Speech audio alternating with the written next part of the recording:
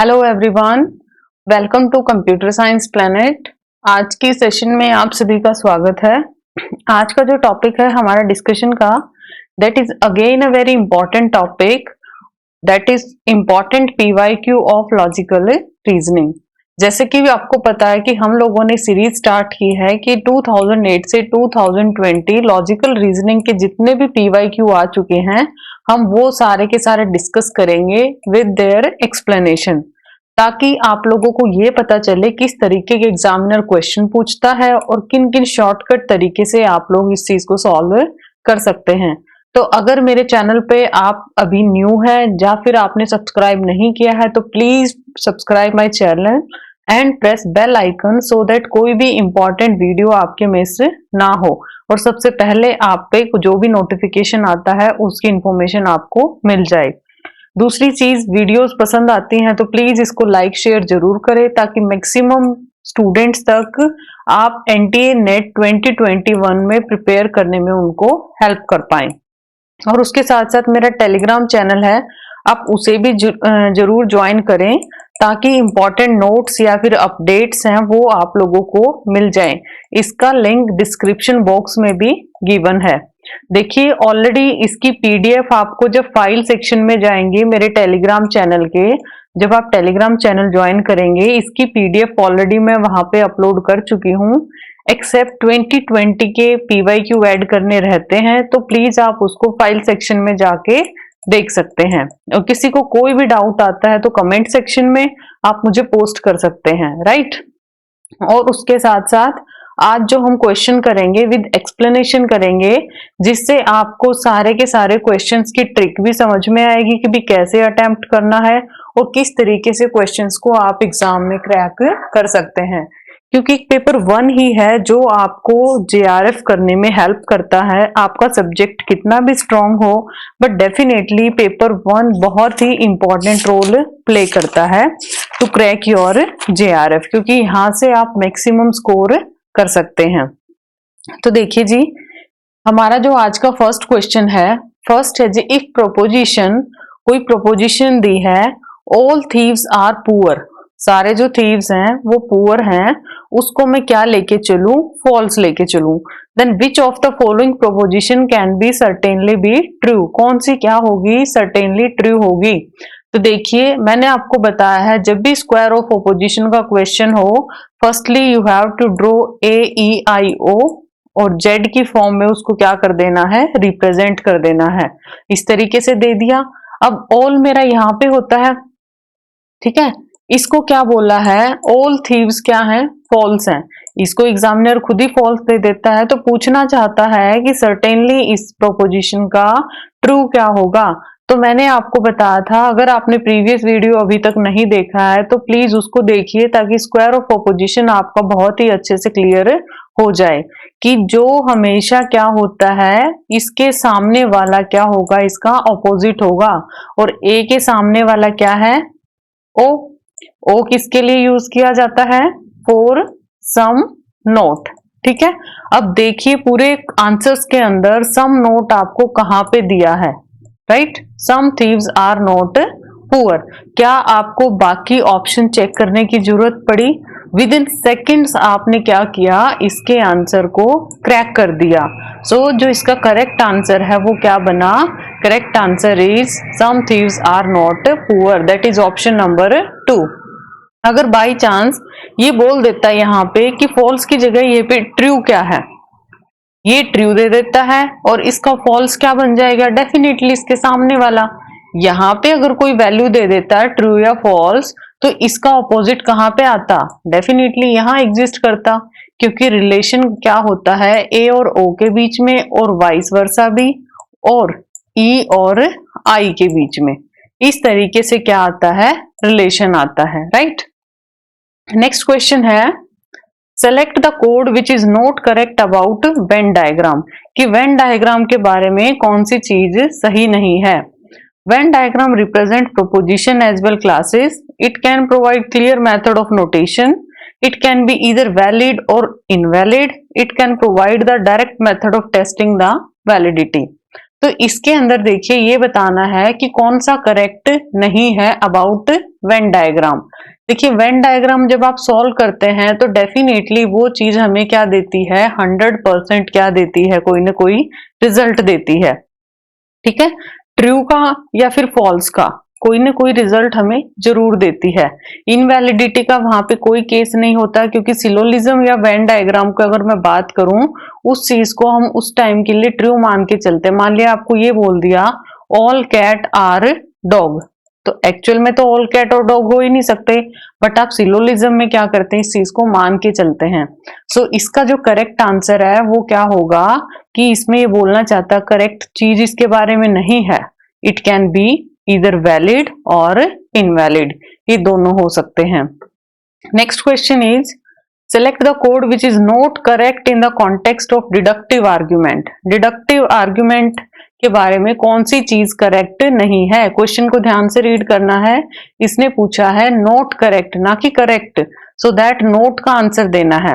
Argument with one true premises one false premises, एक true है एक फॉल्स है एंड एक फॉल्स कंक्लूजन में बी वैलिड।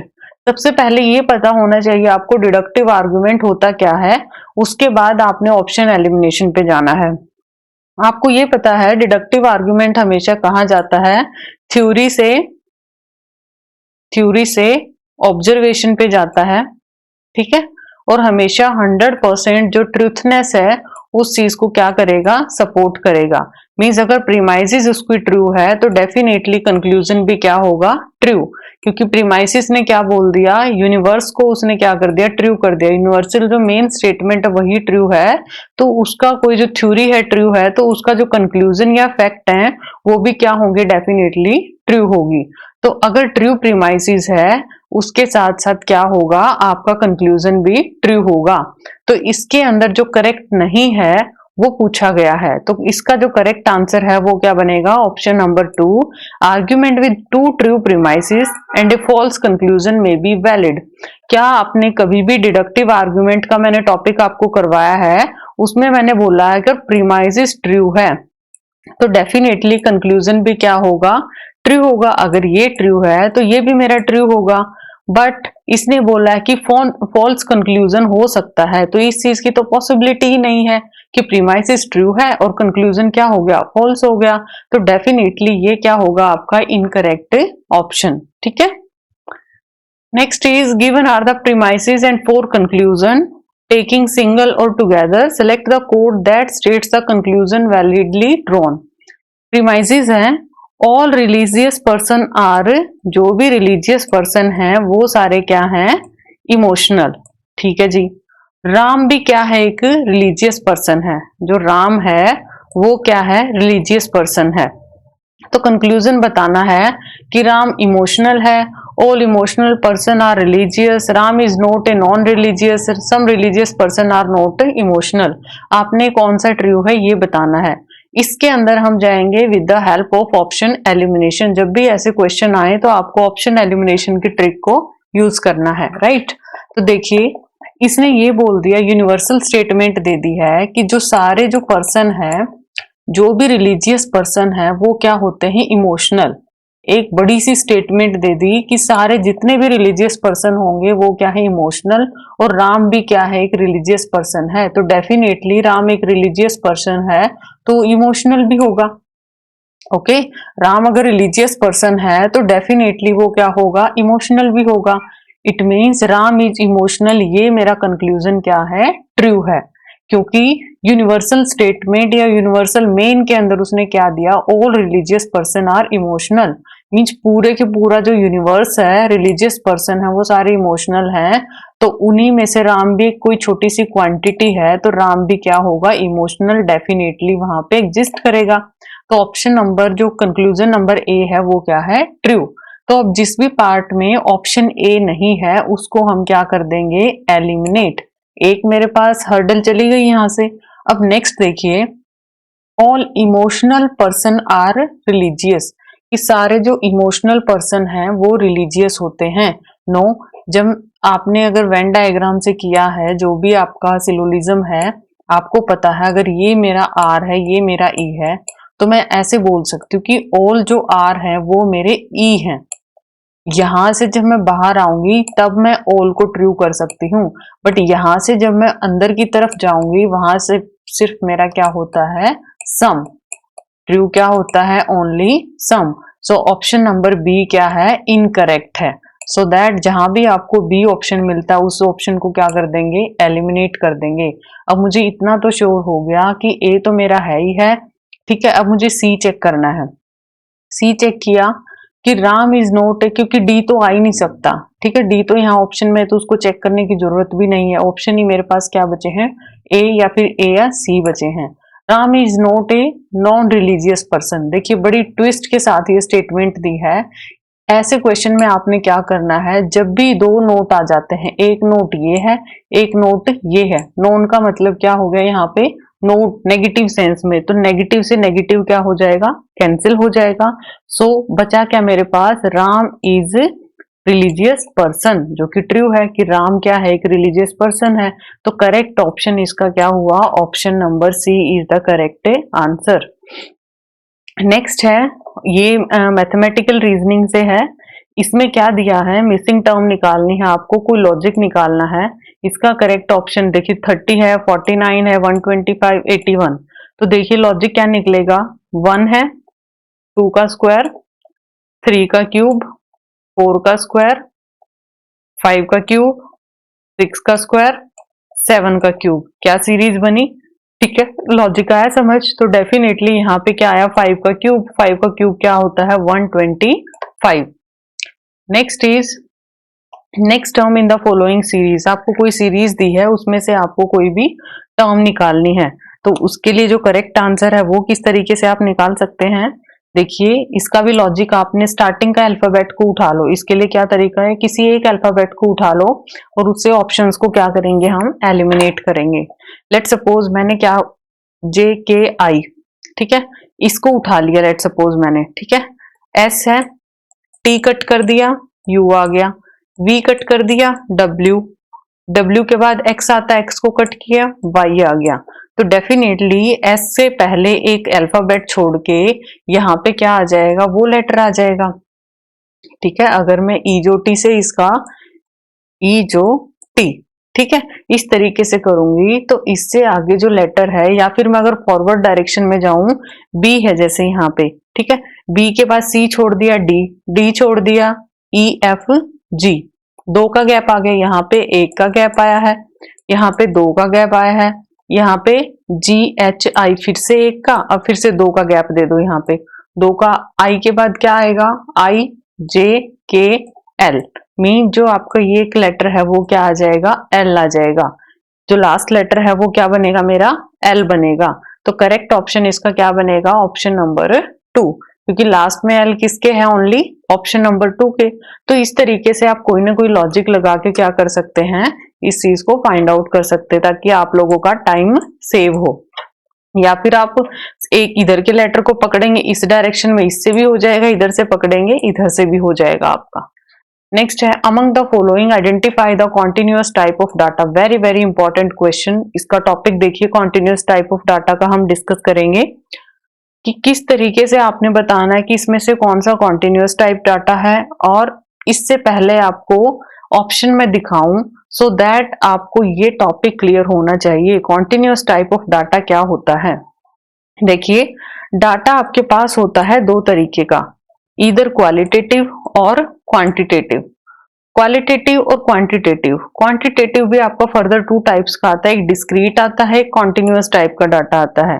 डिस्क्रीट डाटा आपका वो डाटा होता है जिसके अंदर आप क्या करते हैं, जब आपके पास एग्जैक्ट अमाउंट ऑफ डाटा क्या होता है, गिवन होता है। जैसे 5 किड्स है, 96 वर्कर हैं, 3 लैपटॉप्स हैं, इस तरीके का 4 टेबल्स हैं, इस तरीके का डाटा क्या होता है, डिस्क्रीट डाटा। बट क्वांटिटेटिव में अगर कॉन्टिन्यूअस की मैं बात करूं, कॉन्टिन्यूअस डाटा आपका वो होता है जब आपका किसी एक क्वांटिटी या यूनिट में बात की जाए, लाइक हाइट कितनी है, 5/3 हाइट है, वेट कितना है 63.5, मीन्स सबसे पहचान इसकी क्या है, जो पॉइंट्स में अगर आपकी बात होती है, ठीक है, एग्जैक्ट फिगर्स को आप नहीं बता सकते, जहां पॉइंट्स में बात चले, कॉन्टिन्यूटी में बात चले, that is called continuous type of data. अब आप इसके ऑप्शन देके इजिली इस चीज को गेस कर सकते हैं कि कौन सा इसके अंदर कॉन्टिन्यूअस टाइप ऑफ डाटा है। ठीक है जी। तो number of language a person speak, एक बात बताइए, number of language a person speak, क्या ये अगर मान लिया 10 हैं, 10 लोग हैं, ठीक है, कोई लैंग्वेज हिंदी बोलनी है, इंग्लिश बोलनी है, तो डेफिनेटली 10 के 10 बोलेंगे, 8 बोलेंगे, 2 बोलेंगे। क्या ऐसा हो सकता है 8.2 बोले, 8.3% बोले? Is it possible? नो। तो डेफिनेटली ये कैसा डाटा हुआ? डिस्क्रीट टाइप का। Okay, option eliminate. Number of children in a house hold, किसी भी हाउस के अंदर नंबर ऑफ चिल्ड्रन, नंबर भी क्वांटिटी में होंगे, डिस्क्रीट में 1 2 3 कितने चिल्ड्रन हो, बट ऐसा तो नहीं है 1.2 चिल्ड्रन है, 1.3 चिल्ड्रन है। Option eliminate, this is discrete. Population भी एग्जैक्ट होती है, 1 लाख, 2 लाख, 3 लाख, 1 करोड़, 2 करोड़, ये भी एग्जैक्ट हो गया अमाउंट, ये भी डिस्क्रीट है। बट वेट क्या होता है स्टूडेंट्स का क्लास में? 43.5 हो सकता है, 40.5 हो सकता है, 70 हो सकता है। इस तरीके का जो डाटा आता है that is called continuous type of data. So option number 4 is the correct answer. Next is given below are some characteristics of reasoning, select the code that states a characteristics which is not of deductive reasoning। जो deductive reasoning की characteristics नहीं है वो आपको बतानी है। Conclusion must be based on observation and experiment. Conclusion must be supported by premises. Conclusion must follow from premises. Argument may be valid or invalid। पहली चीज तो आर्ग्यूमेंट की यहाँ बात ही नहीं की, डिडक्टिव रीजनिंग की बात की है। उसके बाद conclusion should be supported by premises। conclusion must follow from premises necessarily। ऐसा तो नहीं है, हो सकता ना फॉलो करे, अगर नहीं फॉलो करेगा तो डेफिनेटली हम उसको डिडक्टिव रीजनिंग नहीं मानेंगे। तो इसकी जो प्रॉब्लम है या जो इसने बोला okay which is not a characteristics, note पूछा है इसने, तो conclusion must be based on observation and experiment. ये इसकी ट्रू कैरेक्टरिस्टिक्स नहीं है, क्योंकि ये जो कैरेक्टरिस्टिक्स है ये किसकी है? इंडक्टिव रीजनिंग की। Okay, option number 1 is the correct answer. Another question of categorical proposition या फिर स्क्वायर ऑफ ऑपोजिशन का बोल सकते हैं। If two standard form categorical proposition with the same subject and predicate are related in such a manner that if one is undetermined, एक क्या है? Undetermined है, अदर मस्ट बी अनडिटरमाइंड। एक अगर अनडिटरमाइंड है तो दूसरी भी क्या होगी? अनडिटरमाइंड होगी। तो इसका रिलेशन क्या होगा? ये रिलेशन कहलाता है कॉन्ट्राडिक्टरी। ठीक है, अगर एक मेरी अनडिटरमाइंड है तो अदर मस्ट बी अनडिटरमाइंड। अब ये बताइए, अगर मैंने यहां है ऑल, अगर मुझे ऑल का स्टेटस नहीं पता कि ये ट्रू है या फिर फॉल्स है, ना मैं इसका ट्रू बोलूं ना मैं इसका फॉल्स बोलूं, तो क्या इसको आप बता सकते हैं? नहीं बता सकते। अगर इसका स्टेटस मुझे नहीं पता कि क्या है, ट्रू है या फॉल्स है, तो क्या इसका स्टेटस आप बता पाएंगे? इज इट ट्रू और फॉल्स? नेवर। तो कॉन्ट्राडिक्टरी ऐसा होता है, अगर इसमें एक टर्म अनडिटरमाइन है तो दूसरी भी अनडिटरमाइन है, बट एक अगर पता चल जाती है, डिटरमाइन हो जाती है, तो another term also be determined. Next question और last question of today's session और series. So among the following proposition, two are related in such a way that they cannot both be true। दोनों क्या है? True नहीं हो सकती, but can both be false, लेकिन दोनों क्या हो सकती हैं? फॉल्स हो सकती हैं। तो वो बताना है आपने कि ये वाला जो रिलेशन है कौन सी स्क्वायर ऑफ ओपोजिशन में एग्जिस्ट करता है। सबसे पहले आपको ये बताना चाहिए, ये पता होना चाहिए कि आपका ट्रू ट्रू किसमें एग्जिस्ट नहीं करता और फॉल्स फॉल्स वहां पे एग्जिस्ट करता है। ये किसका रूल होता है? कॉन्ट्रेरी का। कॉन्ट्रेरी का। कॉन्ट्रेरी किसके किसके बीच में होती है? Universal to universal. एक यूनिवर्सल होता है ऑल, एक यूनिवर्सल होता है नो। अब ये देखिए यहाँ पे यूनिवर्सल कौन सा है? एवरी। एवरी की जगह ऑल लिखो, सेम चीज है, means every student is attentive, ये चीज तो आएगा ही आएगा। जहां जहां ए ऑप्शन प्रेजेंट है उसको रख लो, बाकी को क्या कर दो, एलिमिनेट। यहाँ ए नहीं है, यहाँ भी नहीं है, ठीक है। उसके साथ साथ some students are attentive, some students क्या हैं, अटेंटिव हैं, स्टूडेंट्स आर नेवर अटेंटिव। उसके बाद ये क्या पर्टिकुलर केस है, इसको भी एलिमिनेट कर दो, ये भी पर्टिकुलर केस है, एलिमिनेट कर दो, क्योंकि ये तो बात ही किसकी होती है, दोनों यूनिवर्सल की। तो ऑप्शन नंबर क्या बना, ए और B will become the correct answer. Sorry, option number A और सी, क्योंकि नेवर या नो का केस कहाँ है, सी के अंदर। ये कैसा है, पर्टिकुलर, ये भी क्या है, पर्टिकुलर, और ये दोनों जो है ये क्या है, यूनिवर्सल, यूनिवर्सल, ठीक है। तो इसका करेक्ट आंसर क्या बना, ऑप्शन नंबर 2। तो गाइज ये कुछ क्वेश्चंस थे जो आपको JRF 2021 में हेल्प करेगा विद इट्स कॉन्सेप्ट। मैंने इसको डिस्कस करने की कोशिश की है। तो अगर आपको मेरा वीडियो पसंद आता है प्लीज इसको लाइक शेयर जरूर करें और चैनल को सब्सक्राइब करना ना भूलें। आई होप आप लोग अपने फ्रेंड्स के साथ भी शेयर करेंगे, इससे मुझे मोटिवेशन मिलता है। और अगर आप लोग लाइव सेशन चाहते हैं यूट्यूब पे फॉर पेपर 1 और पेपर 2 या फिर HTET की मैराथन चाहते हैं तो मुझे आप कमेंट सेक्शन में प्लीज रिप्लाई करें और कमेंट सेक्शन में बता सकते हैं।